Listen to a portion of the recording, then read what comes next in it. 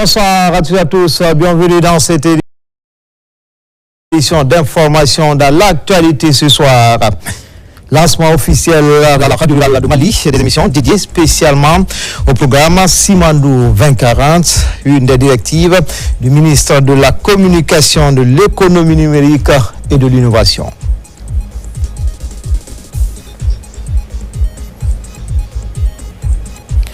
Et puis dans le reportage grand format de cette édition, c'est cette problématique, l'intelligence artificielle menace au levier de transformation. Les avis divergent chez les spécialistes, apportent des précisions. Enfin, c'est parti pour la 5e édition du festival du textile Kissi Koloma Kissio, se veut un événement de renforcement du dialogue interculturel et de valorisation du contenu local. Voilà pour le sommaire. Encore une fois, bonsoir à tous. Mise en œuvre du programme Simandou 2040. Ce vendredi s'est tenue une rencontre dite de cadrage technique. Elle est consacrée à la phase d'implémentation. Elle s'est déroulée sous la houlette du ministre directeur de cabinet à la présidence et président du comité stratégique de Simandou 2040, Djiba Diakité. Sous-lieutenant Bakar Kamano, il est correspondant de la presse militaire. Simandou 2040 mobilise 122 méga-projets et 36 réformes majeures destinées à transformer durablement l'économie guinéenne. La première vague de projets et de réformes est actuellement en cours d'exécution.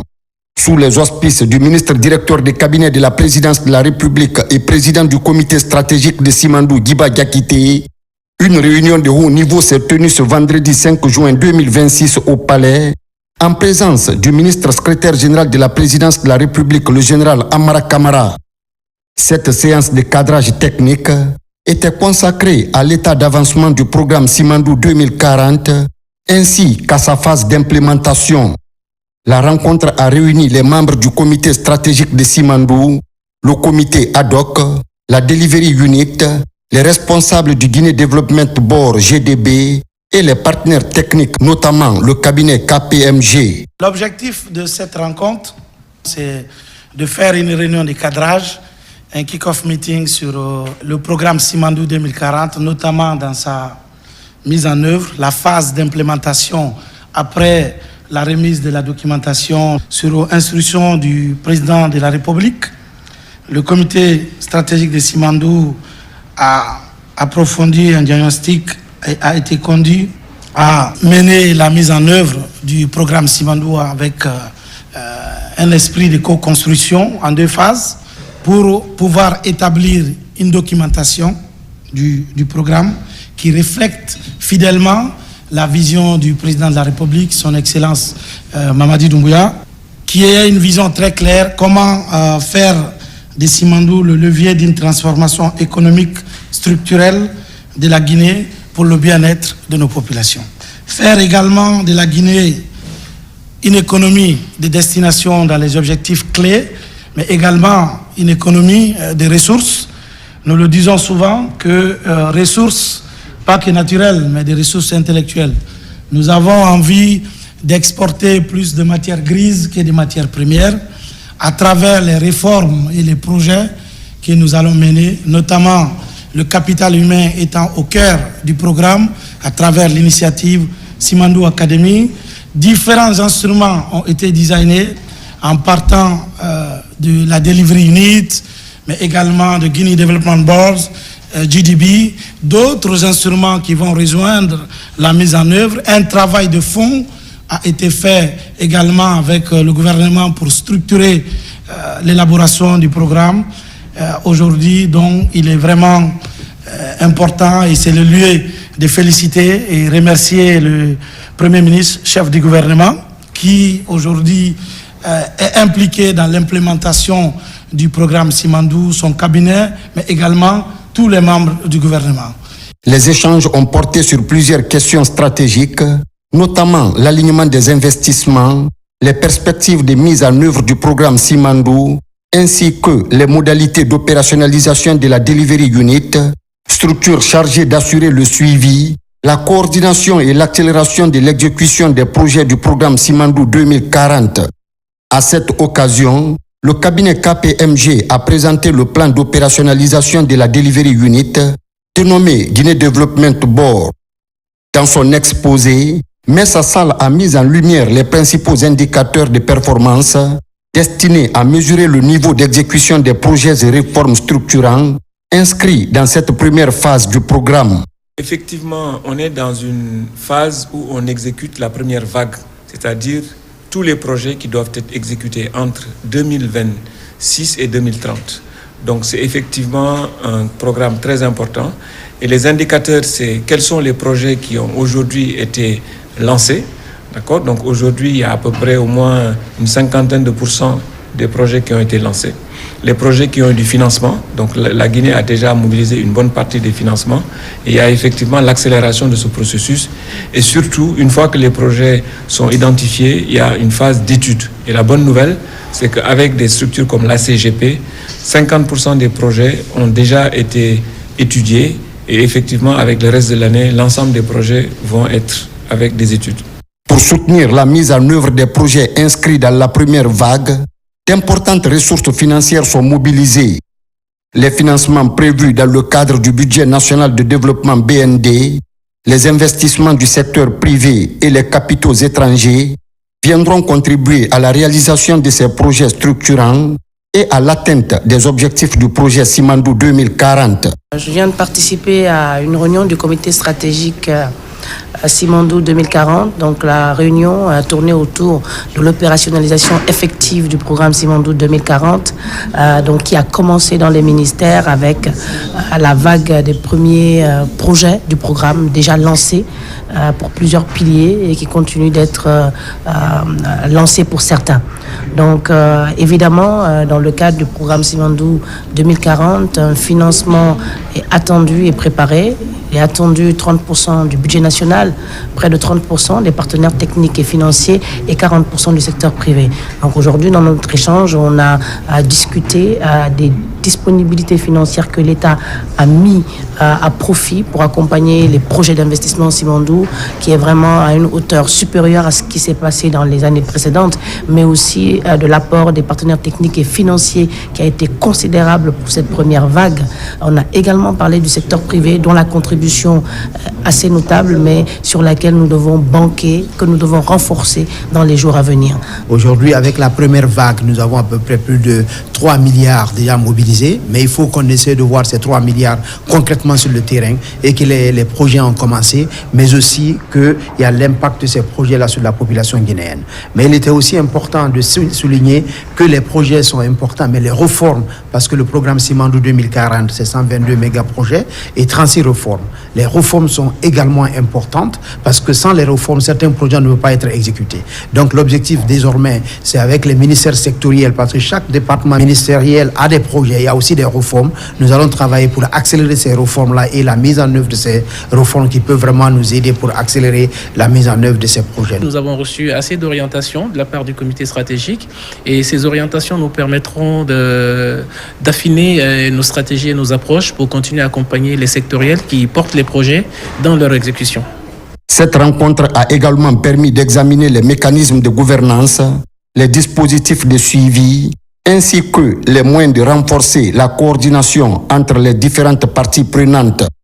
Pour M. Guiba Diakité, la réussite du programme Simandou 2040 repose sur une parfaite synergie entre tous les acteurs concernés afin d'atteindre les objectifs fixés et de faire de ce programme un puissant levier de transformation économique et sociale au bénéfice des populations guinéennes.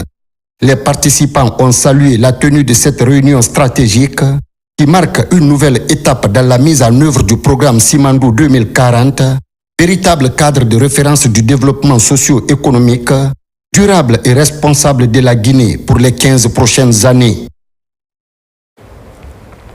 Comme annoncé dans les titres, sous les pieds du Mont Loura, le directeur général de la radio rurale de Guinée procède au lancement des émissions dédiées spécialement au programme Simandou 2040. C'est l'une des directives du ministre Mourana Souma pour favoriser la bonne compréhension de ce programme à langue nationale partout en Guinée. Plus de détails avec Thierno Ousmane Diallo.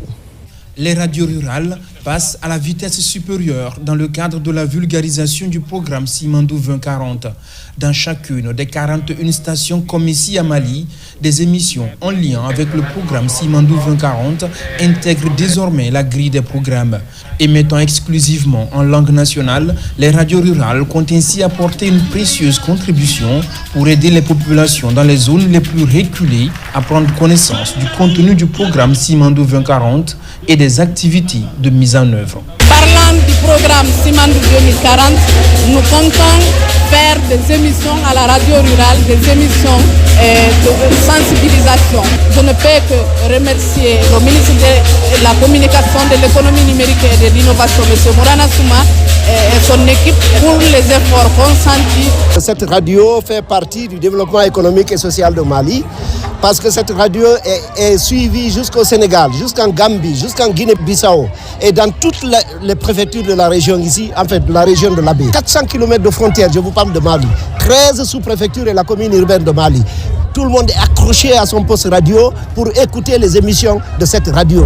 À la Maison des Jeunes, lieu de lancement des activités, la rencontre est aussi marquée par des sessions d'échange autour du programme Simandou 2040. Les différentes composantes et la portée du programme sont expliquées. Des jeux publics également organisés avec des questions se rapportant toujours au programme Simandou 2040. Nous sommes sur le terrain pour l'application stricte des instructions de Monsieur le ministre de la Communication, de l'économie numérique et de l'innovation, son Excellence Mourana Souma, qui a demandé à ce que la radio rurale s'implique dans l'intensification de la communication sur le programme Simandou. Et nous avons commencé par la Moyenne Guinée. Aujourd'hui, nous sommes à Mali où nous nous sommes d'ailleurs entretenus avec les sages. Nous sommes vraiment dépassés, comblés par ce qu'on a vu à Mali. Peu avant les activités de lancement à la Maison des Jeunes, les sages de Mali ont tenu à rendre hommage au chef de l'État pour la stabilité observée et les projets de développement en cours dans le pays. Des prières ont ainsi été organisées à la radio rurale pour la réussite du programme de développement de la Guinée, bâti autour de la vision Simandou 2040. Dans le cadre du suivi de la mise en œuvre du projet d'appui à la gouvernance locale, deuxième phase PAGL2, l'ANAFIC organise un atelier de restitution de la revue à mi-parcours, une rencontre qui a connu la présence de tous les acteurs impliqués dans sa mise en œuvre. Il s'agit d'évaluer les progrès déjà réalisés, identifier les actions à entreprendre pour plus de résultats dans les différentes collectivités locales du pays. Marwan Kamara, Moussa Bangoura. À mi-chemin de son calendrier d'exécution, le projet d'appui à la gouvernance locale, deuxième phase, passe au scanner. Cet atelier national de restitution se veut un exercice de transparence et de redevabilité. Face au cadre de l'ANAFIC, aux autorités locales, aux partenaires techniques et aux représentants de la société civile, les premiers résultats sont présentés. Depuis son lancement, ce projet a permis de soutenir de nombreuses initiatives visant à renforcer les capacités institutionnelles des collectivités, à améliorer la gestion des ressources publiques locales et à promouvoir une gouvernance plus participative et inclusive. La revue à mi-parcours qui nous réunit aujourd'hui représente une étape essentielle dans le cycle de ce projet. Cette revue à mi-parcours a permis aux participants de tirer des leçons apprises et de formuler des recommandations visant à améliorer l'efficacité de la mise en œuvre du PAGL2 pour les prochaines phases. C'est un élément très important dans le sens où on veut s'assurer que le projet de PAGL2 soit aligné notamment sur la nouvelle orientation du gouvernement qui est le programme Simandou 2040. Je me réjouis de constater que cette évaluation met en évidence plusieurs acquis significatifs, notamment le renforcement des capacités des acteurs locaux, l'amélioration des outils de planification et de gestion, ainsi que les avancées enregistrées dans la mise en œuvre des investissements au profit des populations. À travers cette rencontre, le PAGL2 entre dans sa phase décisive. Les faiblesses sont connues et la feuille de route est réajustée. L'ANAFIC et ses partenaires ont désormais les yeux rivés sur l'horizon final avec un seul objectif, faire de la gouvernance locale le véritable moteur du développement du pays. À Kankan, les travaux de réalisation des schémas régionaux d'aménagement et de développement sont officiellement lancés. Les régions de Farana, Nzerekouré et Kankan sont concernées par cet exercice. L'idée est de rétablir les lignes directrices de l'organisation physique de ces trois régions administratives. Les ministères du plan et de l'administration du territoire pilotent l'exercice. Diamokaba, Toumani Sira Diallo. L'outil de planification stratégique qui guide le développement des régions guinéennes sont remis au premier plan cette année encore. Ce grand rendez-vous des administrateurs territoriaux servira de creuset d'élaboration des grandes orientations pour permettre aux régions de Kankan, Farana et de Nzerekouré d'affirmer leur rôle de chef de file et mobiliser les instances de dialogue avec les services déconcentrés de l'administration publique. Si certains avaient des difficultés pour ne pas coordonner, maintenant qu'on est ensemble, donc au niveau régional, et c'est l'autorité locale là qui va mettre l'accent sur ce qui est déjà fait et ce qu'on doit mettre comme priorité. Ça nous permettra aussi de prendre en compte les aspirations et les besoins de nos populations à la base, et aussi ça permettra aux directeurs préfectoraux du plan de travailler de façon transparente avec les différents secteurs. Les nouvelles réalités sont débattues pour l'égalité des territoires et un financement de l'ANAFIC pour ressortir une vision régionale du développement durable. Les schémas régionaux d'aménagement et de développement est l'association de la planification normale que nous faisons aux aspects géographiques pour recenser sur le territoire physique le besoin de nos collectivités afin de les aider à mieux financer à travers le plan national de développement économique et social qui aujourd'hui est le Simandou 2040. La remontée des informations et la rédaction des préoccupations régionales réconfortent les directeurs préfectoraux du plan de la région de Kankan.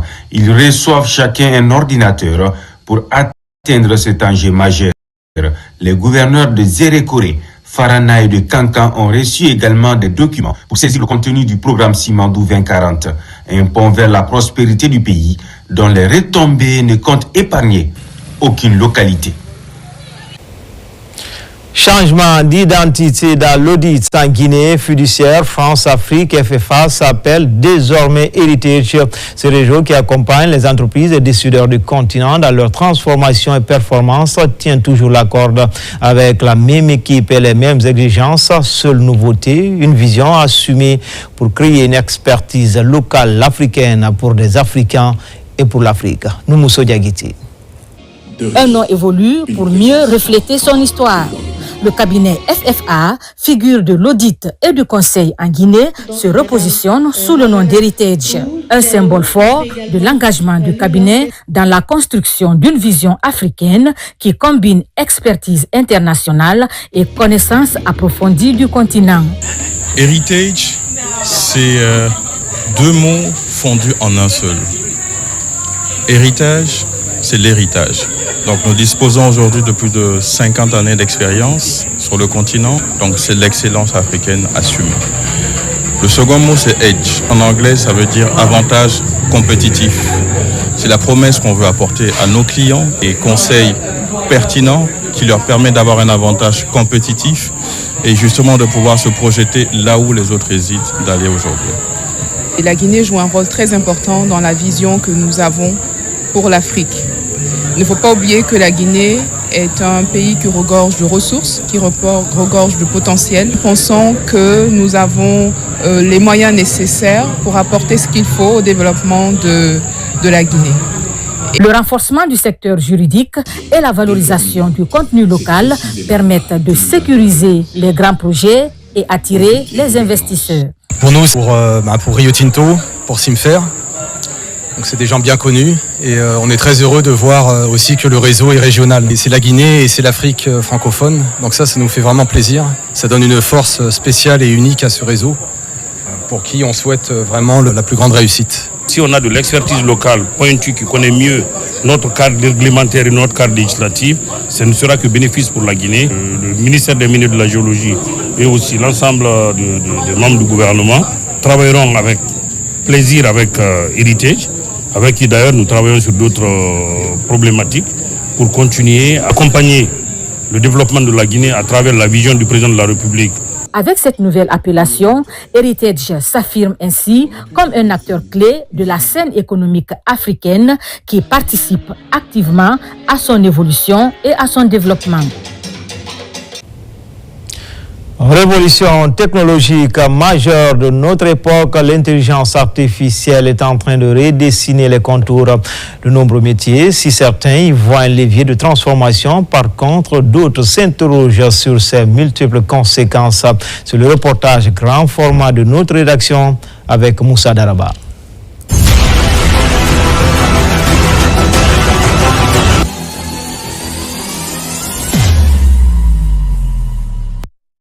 L'intelligence artificielle, une révolution silencieuse, mais déjà bien présente dans notre quotidien. À commencer par les téléphones que nous utilisons tous les jours, jusqu'aux décisions que nous prenons. L'IA s'invite désormais dans presque tous les aspects de notre vie. Elle représente une opportunité pour certains, mais une menace pour d'autres. Une chose est sûre, cette technologie redéfinit les règles du jeu du 21e siècle. Aujourd'hui, l'IA change tout dans la manière de travailler, d'apprendre, d'analyser l'information, de stocker l'information. Pour aujourd'hui rédiger une note technique ou un rapport suite à une activité, sans l'IA générative, donc avant 2022 par exemple, il fallait prendre 2 jours voire 1 semaine pour générer un type de document. Aujourd'hui, en 1 heure, en 15 minutes même parfois, on peut générer ces documents de manière structurée, de manière professionnelle. La différence entre l'IA et l'humain, c'est que l'IA, ça reste une machine. Ça permet de stimuler les capacités humaines. Donc c'est une simulation et elle est basée sur des statistiques. Alors que l'humain, justement, on met en action tout un ensemble d'éléments cognitifs. Du journalisme à l'ingénierie, en passant par la médecine ou encore le commerce, aucun secteur n'échappe à cette transformation technologique. Automatisation des tâches, gain de temps, nouvelles opportunités, autant d'avancées auxquelles l'intelligence artificielle s'impose progressivement comme un outil incontournable. J'utilise l'IA au quotidien dans le travail et dans la gestion des plateformes universitaires, parce qu'il faut rappeler que c'est moi l'analyste développeur ici, donc c'est moi, je développe les solutions pour l'université. Ces solutions vont être mises à disposition des étudiants. Donc aujourd'hui, grâce à l'utilisation de l'IA, je peux automatiser certaines tâches, je peux aussi générer du contenu, je peux analyser des données, je peux aussi développer des solutions académiques pour mettre à disposition des étudiants. L'IA m'a permis d'augmenter en productivité en fait. On a compris que c'est quelque chose qui est indispensable dans le quotidien d'un étudiant s'il veut apprendre, s'il veut faire des recherches. Parce qu'aujourd'hui, il faut comprendre que tous ces outils-là, chaque outil a sa spécificité en fait. Si tu veux faire des recherches, si tu veux faire de la rédaction, il y a un outil qui est personnel, qui est spécialisé dans ça. Si vous devez soumettre une offre pour une entreprise, vous avez avoir tendance d'habitude à prendre des heures à aller rechercher toutes ces données-là, configurer des dossiers. Aujourd'hui, vous pouvez le faire de manière plus rapide avec l'intelligence artificielle, un agent IA qui peut vous aider, qui peut vous assister, et aussi l'IA générative en soi-même qui est beaucoup plus simple dans les plateformes comme Claude, ChatGPT, DeepSeek, qui vous permettent aujourd'hui de vous dupliquer. Vous n'avez plus besoin d'être vous seulement. Aujourd'hui, elles peuvent remplacer des métiers, mais elles ne peuvent pas remplacer des convictions, elles ne peuvent pas remplacer des valeurs. Ça, seul un être humain peut l'avoir. Entre curiosité, adaptation et parfois méfiance, chacun appréhende cette technologie à sa manière. Cette montée en puissance, rapide et parfois déroutante, soulève aussi de nombreuses interrogations. Certaines professions sont-elles menacées?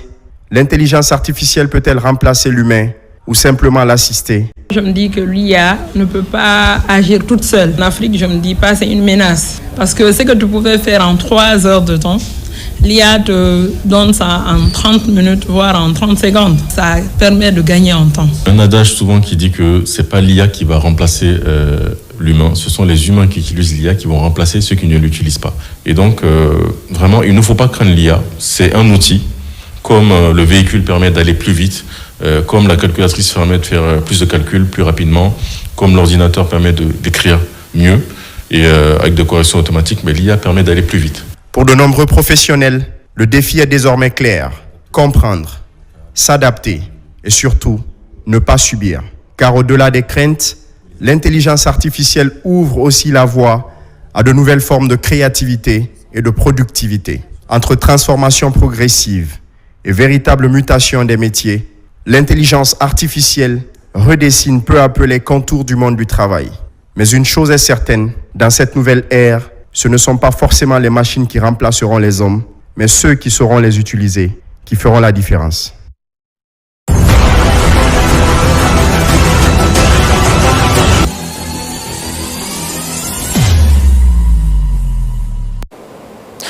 Sur le continent, 4e édition du hackathon sous-régional de cybersécurité de la CEDEAO. Elle se tient actuellement à Accra, la capitale ghanéenne. L'innovation, la cybersécurité et la protection du cyberespace sont au cœur de cette compétition sous-régionale. Le CILISEC est conduit par plusieurs jeunes startups animés par l'esprit de la gagne. Nos représentants s'activent à remporter la victoire finale.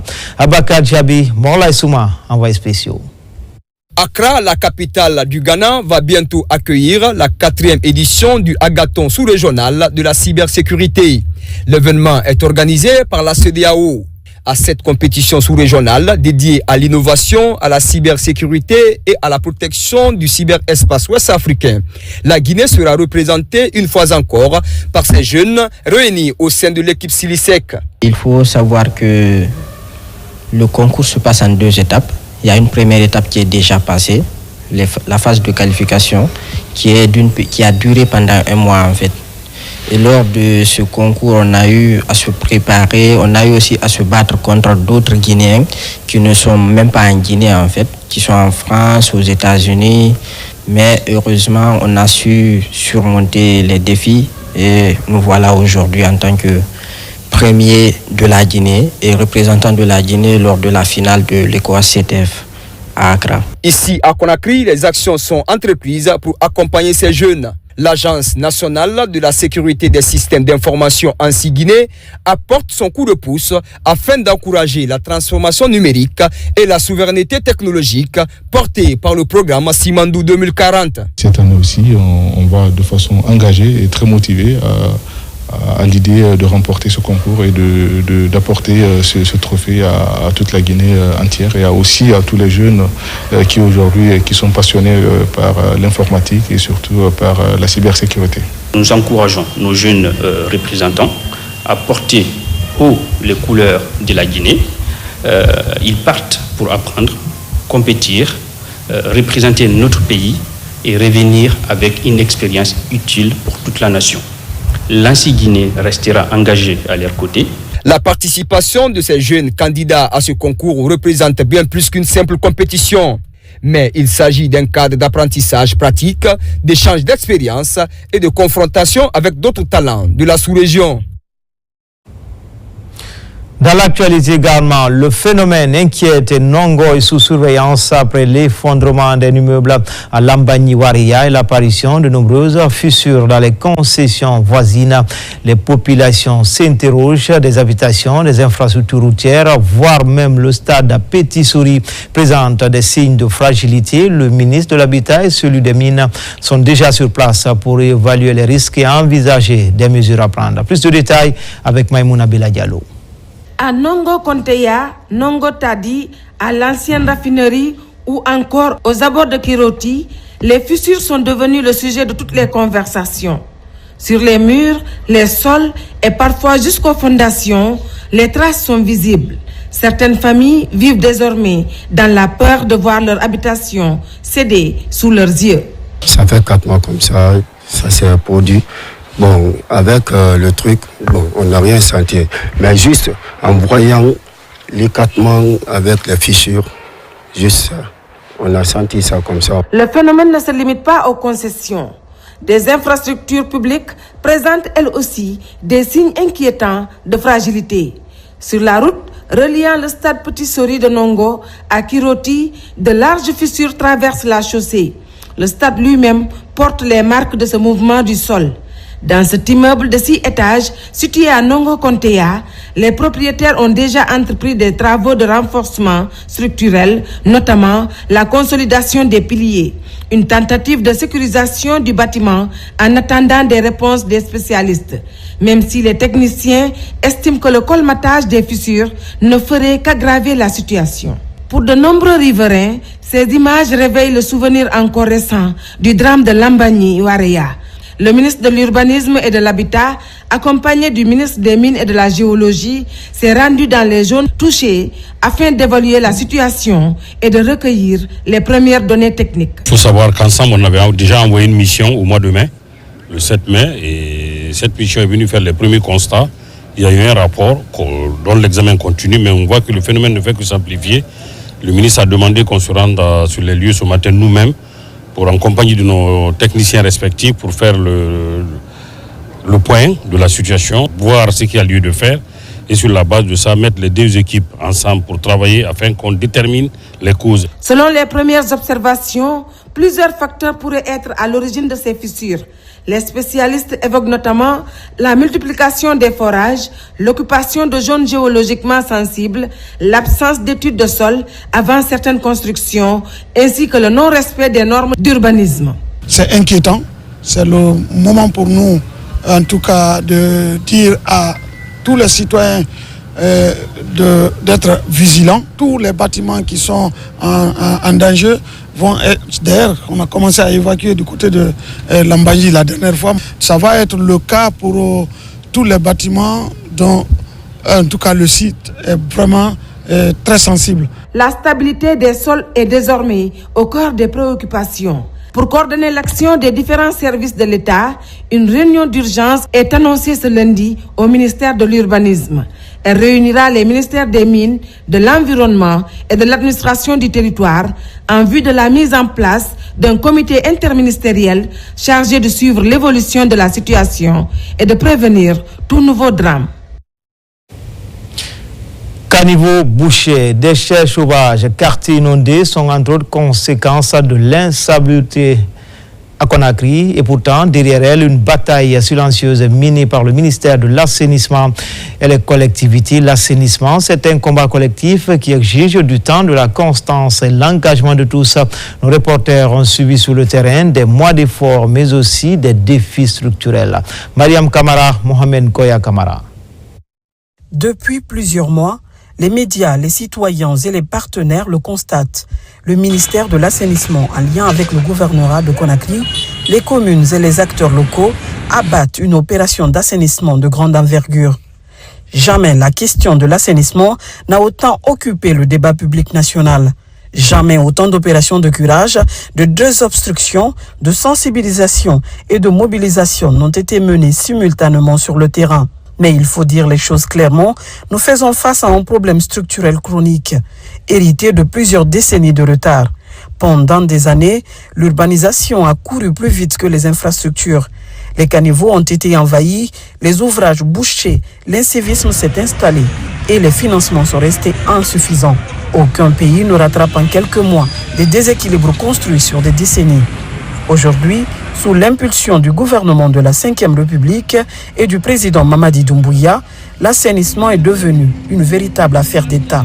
Plus qu'un simple nettoyage, c'est un enjeu de santé publique, de sécurité, de développement économique et de dignité nationale.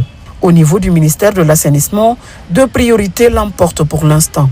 Premièrement, la mise en place d'un mécanisme financier indépendant du budget national de développement avec plusieurs leviers.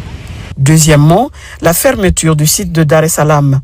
Selon le ministre, le schéma directeur existe, la politique nationale existe aussi, mais il faut absolument trouver des fonds nécessaires pour financer l'ensemble des projets, accompagner les PME, réaliser des infrastructures sur tout le territoire, soutenir la transformation des déchets et renforcer la sensibilisation, ainsi que la répression. À ce jour, ce n'est pas un manque de stratégie. Il faut sortir définitivement des actions de financement aléatoires qui durent depuis une trentaine d'années.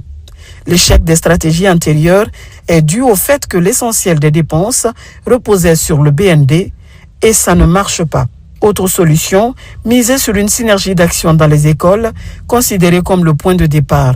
Mais le constat est sans appel. Dans les salles de classe, les toilettes des établissements qui forment les citoyens de demain sont dans un état que tout le monde connaît. Les efforts de l'État, aussi importants soient-ils, ne suffiront pas seuls. La réussite dépend aussi de la mobilisation de chacun. Chaque caniveau préservé, chaque déchet correctement jeté, chaque geste citoyen protège des familles, des quartiers et des vies. D'ailleurs, une question se pose, pourquoi 90% des caniveaux sont-ils ouverts et non fermés? C'est un problème profond, mais qui trouvera une solution de gré ou de force. Alors, il y a urgence à prendre conscience, à faire preuve de solidarité et à s'engager. Cette lutte n'est pas que celle d'une administration contre l'insalubrité, mais aussi et surtout celle des populations pour leur propre bien-être, leur sécurité et l'avenir de leurs enfants. L'État agit, les collectivités se mobilisent, les équipes sont sur le terrain jour et nuit, mais pour gagner durablement cette bataille, tous devons avancer ensemble avec patience, responsabilité et détermination. L'assainissement, ce n'est pas que l'affaire d'un ministère, c'est l'affaire de toute une nation. En région, à Labé, la saisie d'une viande impropre à la consommation au grand marché de la ville a fait les choux gras de la presse locale. Les services sécuritaires, une fois alertés, ont mis le grappin sur le produit et les présumés coupables. Les enquêtes se poursuivent et nos correspondants basés dans la région nous reviennent plus en détail. Sarabdine Diallo, Nabila Moussa Kamara. Cette viande impropre à la consommation est saisie sur le marché par la brigade de recherche de la gendarmerie de Labé. Une opération rendue possible grâce à la vigilance et à la collaboration des citoyens.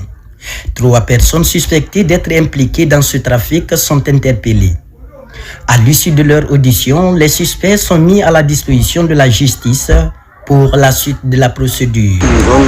C'est le jeune Eladji Kokoma qui a appelé le président de Boussé de Labé en lui disant qu'il y a 12 à 17 têtes de bœufs qui étaient destinées pour Pita. Malheureusement, leur firgo est en panne. Je vous vends 1 kilo à 55 000 francs. Ensuite, on a constaté que la viande était pourrie. Il s'agit d'une offrande de bœuf destinée à la population de Labé, qui aurait été détournée, conservée dans de mauvaises conditions, avant d'être introduite dans le marché en état de décomposition. Par conséquent, ils seront déférés en même temps que les pièces à conviction devant monsieur le procureur de la République. La lutte contre la commercialisation de viande impropre à la consommation figure parmi les priorités du ministère de l'Élevage. L'objectif est de préserver la santé publique et de prévenir tout risque sanitaire lié à la consommation de produits non conformes. Les 3 suspects qui ont été pour le moment été interpellés ont été placés sous mandat de dépôt et déférés à la maison centrale de Labé. Donc la suite dans les jours à venir, on fera leur jugement. Cette nouvelle saisie menée par les services de sécurité en collaboration avec les services vétérinaires illustre la volonté des autorités de renforcer les contrôles sur les marchés. Les élèves du district de Tchangédi, préfecture de Gawal, se frottent les mains. Ils disposent désormais d'une nouvelle école élémentaire. Fini le calvaire lié au long trajet pour la quête du savoir. À travers cette action, l'entreprise minière AMC entend améliorer les conditions d'apprentissage et encourager la scolarisation des enfants, notamment les jeunes filles. Younoussa Tawel Kamara, Bintou Touré, Mohamed Mara. Ces images illustrent les conditions difficiles dans lesquelles étudiaient ces derniers temps les élèves du district de Tchangédi, dans la sous-préfecture de Wendombourg, préfecture de Gawal. Désormais, ces images deviennent de lointains souvenirs pour ces jeunes apprenants. Une nouvelle infrastructure scolaire est construite pour leur permettre d'étudier dans de bonnes conditions.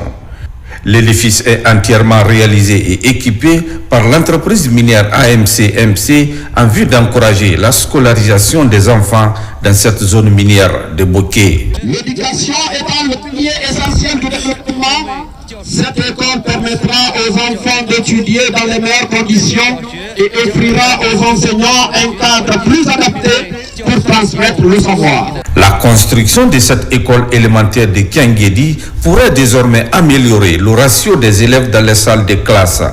Une manière pour AMC d'accompagner l'État guinéen dans son programme de qualification du système éducatif à la base. Monsieur le DPE me charge de vous dire que ce que vous avez fait, vous n'avez pas jeté, et ces enfants que vous voyez devant vous seront formés ici et deviendront, n'est-ce pas, les cadres de demain. Construire une école, c'est fermer une multitude de prisons. Chose aidant, l'école est propre et attrayante, plus les enfants auront la volonté et le courage d'aller vers l'école. Au-delà de cette nouvelle infrastructure scolaire de Kiangedi dans Gawal, l'entreprise minière AMC-MC a réalisé une route communautaire d'environ 3 km qui relie les différents villages bénéficiaires de cette école pour faciliter le déplacement des élèves. Conakry au rythme du réveil spirituel pendant 4 jours pour cause de la tenue de la conférence internationale Afrique Lève-toi et brille. L'édition 2026 a réuni des centaines de fidèles autour du thème prophétique Réveiller l'Afrique francophone sur l'esplanade du Palais du Peuple. Chaque soir, des croisades de réveil ont attiré des foules venues des différents quartiers de la capitale. Pascaline Yomalo, Marie-Angélique Bangoura et Rachel Tedounou pour en savoir davantage. Après les éditions tenues en Côte d'Ivoire et au Togo en 2025, la Guinée a accueilli cette rencontre spirituelle d'envergure qui a mobilisé des centaines de croyants. Les participants ont vécu des moments intenses de prière, de guérison et de délivrance dans une atmosphère marquée par la foi et la recherche de la présence de Dieu. Je souffrais de quelques maladies. À l'intérieur, mon ventre me faisait mal. Mais arrivé ici, Dieu a fait de merveilles. J'ai vu une guérison totale. Et donc, je remercie le Seigneur pour sa main divine sur ma vie. Et je remercie également ces hommes de Dieu qui ont béni la Guinée à travers des paroles prophétiques. Et que ces paroles prophétiques auront un changement pour cette nation. Depuis mercredi, j'ai commencé à assister à ce programme. Dieu a opéré le miracle dans ma vie. Il y a beaucoup de choses dans ma vie. Dieu l'a annulé. On se rend grâce à Dieu parce que Jésus-Christ est Seigneur et Sauveur. Des serviteurs de Dieu venus d'Afrique du Sud, des États-Unis et du Gabon ont apporté des messages de foi, d'espérance et de transformation pour l'Afrique, avec une attention particulière portée à la Guinée. Entre prédication, prière et moments de consécration, les fidèles ont été invités à renouveler leur engagement spirituel. C'est une nouvelle saison qui arrive. L'Afrique va s'affranchir des servitudes du passé. Déjà, il y a des mouvements que vous voyez en Afrique. La Guinée est un pays à revenir qui va jouer un grand rôle dans la sous-région d'Afrique de l'Ouest. L'Afrique peut trouver des solutions interafricaines dans tous les problèmes économiques, politiques. Dans une ambiance de célébration et d'action de grâce, les participants ont rendu gloire à Dieu pour les bénédictions reçues tout en renouvelant leur engagement à porter le message du réveil spirituel au sein de leur communauté. C'est parti pour la 5e édition du festival du textile qui s'y appelé Kolamakisio. L'événement ambitionne de consolider le sentiment d'appartenance, de renforcer le dialogue interculturel et de contribuer à la dynamique nationale de valorisation du contenu local. Mamadou Djoumaba, Abdul Karim Kamara. Au-delà de son caractère vestimentaire, il est à la fois mythe et légende en pays qu'ici. Une fierté racontée depuis la nuit des temps dans des ateliers comme celui-ci. Ce textile, appelé en langue vernaculaire Kolamakisio, met en valeur l'identité culturelle de cette contrée de la Guinée forestière. Pour la 5e fois, un festival est dédié à ce textile patrimonial. Une initiative pour promouvoir ces tissus comme élément fédérateur d'unité, de cohésion sociale et d'identité collective. Nous sommes en train de nous battre pour faire renaître un métier qui était maintenant au fait sur le point de disparaître. Ce qui fait au fait la valeur aussi de ce festival, c'est la transmission du savoir ancestral. C'est ce que nous essayons de faire à travers le festival, histoire d'expliquer aux jeunes pourquoi réellement nous devons pérenniser cet acquis que nos aïeux nous ont laissé. Toutes les places fortes traditionnelles de ce savoir-faire qu'ici prennent part à ce festival. Et le créateur du concept concept Kolama Kissio, c'est lui. Par l'ambition dont il nourrit le textile du pays qu'ici a même été exposé à Dubaï en 2024. On a une charge, c'est-à-dire les gens même nous mettent à la place de l'État pour dire qu'au lieu d'importer, il faut essayer de cultiver le coton. Et qui parle d'agriculture parle des gros moyens. Voilà, on a même un projet allant dans ce sens pour pouvoir subventionner nos mamans, les artisans qui se trouvent dans l'activité de la filature. Sur les couleurs et les techniques de tissage, chaque détail raconte un statut social, une appartenance ou un événement. Au fil des éditions, décideurs et partenaires y trouvent leur compte. Kolama Kissio, comprenez par cet événement culturel que c'est un patrimoine culturel propre à la Guinée qui a valorisé, et quoi de plus évident que Soutramoni participe à cet événement et surtout en tant que sponsor officiel de Kolama Kissio. Tout cela s'inscrit dans le cadre de la vision du président Mamadi Doumbouya qui consiste à accorder une importance capitale à la culture dans notre pays. Pour cette 5e édition du festival Kolama Kissio, il faut noter la participation de 60 artisans et stylistes, la présentation de plus de 200 créateurs textiles traditionnels, 2000 visiteurs et la consolidation d'aptitudes de 1000 jeunes.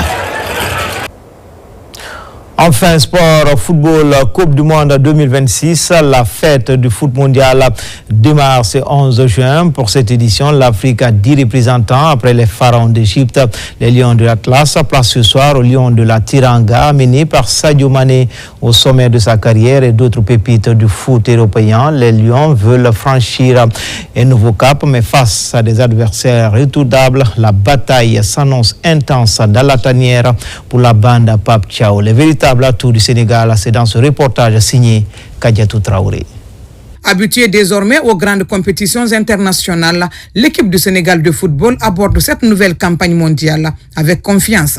Finaliste de la dernière Coupe d'Afrique des Nations, puis auteur d'un parcours honorable lors du dernier mondial, les Lions veulent confirmer leur statut de place forte du football africain.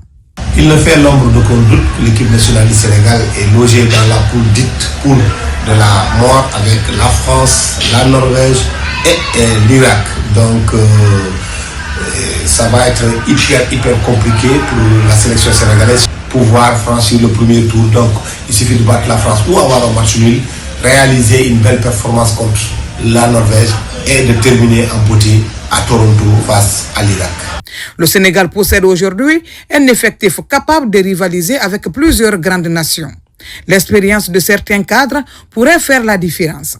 Avec des joueurs évoluant dans les meilleurs championnats européens, le sélectionneur sénégalais peut compter sur un groupe équilibré entre jeunesse et expérience. La solidité défensive, l'impact physique au milieu et la vitesse offensive constituent les principales armes de l'équipe. Norvège qui retrouve la compétition 28 ans après et l'Irak qui retrouve la compétition 40 ans après. La France, finaliste malheureux de l'édition précédente. Le Sénégal aujourd'hui va jouer toutes ses chances dans cette poule, mais surtout aller conquérir, on va dire, le monde appelé l'Afrique. Dans ce groupe, chaque match sera décisif. Le Sénégal devrait surtout éviter les erreurs défensives et être efficace devant les buts. Mais la mission ne serait pas simple. Les adversaires de la poule I affichent également de solides arguments. Pour espérer décrocher une qualification au second tour, les Lions devront faire de régularité et de maîtrise mentale.